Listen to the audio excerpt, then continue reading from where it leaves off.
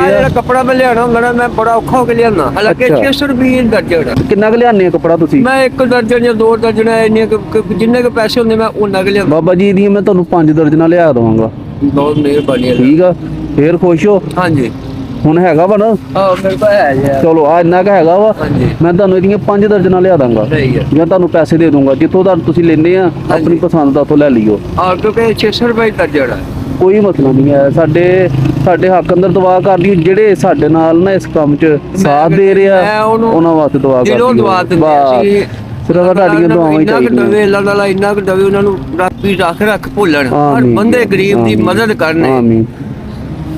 ਆਖਰਤ ਬਾਕੀ ਬਾਬਾ ਜੀ ਮੈਨੂੰ ਤੇ ਤੁਹਾਨੂੰ ਦੇਖ ਕੇ ਬੜੀ ਖੁਸ਼ੀ ਹੋਈ ਆ। ਠੀਕ ਹੈ ਨਾ, ਤੇ ਹੁਣ ਨਾਮ ਬਣਦਾ ਤੁਹਾਡੇ ਵਾਸਤੇ ਹੈ। ਮੈਂ ਬਹੁਤ ਖੁਸ਼ ਹਾਂ। ਮੇਰੇ ਘਰ ਦੇ ਨਿਆਣੇ ਬੱਚੇ ਮੇਰੇ ਬੜੇ ਰਾਜੀ ਹੋਏ ਆ।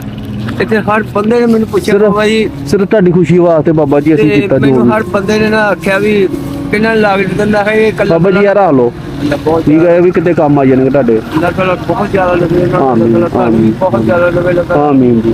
ਹਰ ਮੁਸ਼ਕਿਲ ਆਸਾਨ ਕਰੇ। ਸੋਹਰਾ ਪੰਚਨ ਪਾਕ ਪਿਤਾ ਦਾ ਪੂਰੀ ਕੌਂਸ ਪਾਕ ਪੂਰੀ ਲਜਪਾਲ। ਆਮੀਨ ਆਮੀਨ।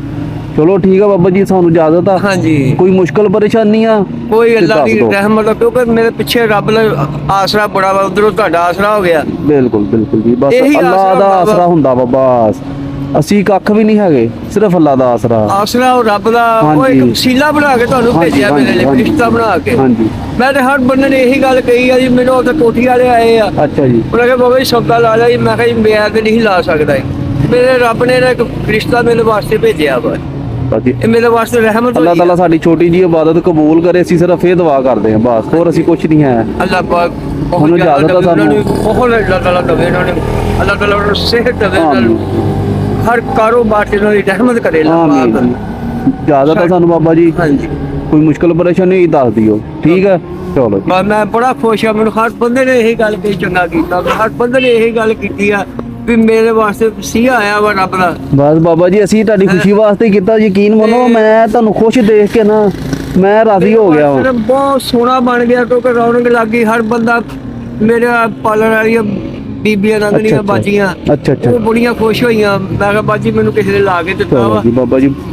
ਬਾਕੀ ਮੈਂ ਮਜ਼ੀਦ ਇਹਦੇ ਚ ਹੋਰ ਬਿਹਤਰੀ ਕਰ ਦਾਂਗਾ। ਠੀਕ ਆ ਬਾਬਾ ਜੀ, ਤੁਹਾਨੂੰ ਖੁਸ਼ ਦੇਖ ਕੇ ਮੈਨੂੰ ਬੜੀ ਖੁਸ਼ੀ ਹੋਈ ਆ। ਅੱਲਾਹ ਤਾਲਾ ਜਜ਼ਾ ਦੇਵੇ ਸਾਨੂੰ ਵੀ ਤੇ ਤੁਹਾਨੂੰ ਵੀ। ਅੱਲਾਹ ਤਾਲਾ ਤੁਹਾਨੂੰ ਤੌਫੀਕ ਦੇਵੇ ਇਹਨੂੰ ਵਧਾਉਣ ਦੀ, ਮਜ਼ੀਦ ਇਹਨੂੰ ਅੱਗੇ ਚਲਾਉਣ ਦੀ। ਅੱਲਾਹ ਕੀਤਾ ਠੀਕ ਆ ਬਾਬਾ ਜੀ। ਓਕੇ ਜੀ। ਆਮੀਨ ਆਮੀਨ ਬਾਬਾ ਜੀ। ਹਰ ਮੁਸ਼ਕਲ ਆਸਾਨ ਤੁਹਾਡੀਆਂ ਵੀ ਕਰੇ। ਆਮੀਨ ਆਮੀਨ। ਮੈਂ ਵੈਸੇ ਤੁਹਾਡੇ ਕੋਲ ਚੱਕਰ ਚੁੱਕਰ ਲਾਉਂਦਾ ਰਵਾਂਗਾ। ਕਿਸੇ ਚੀਜ਼ ਦੀ ਜ਼ਰੂਰਤ ਹੋਵੇ ਦੱਸ ਦੇਣਾ।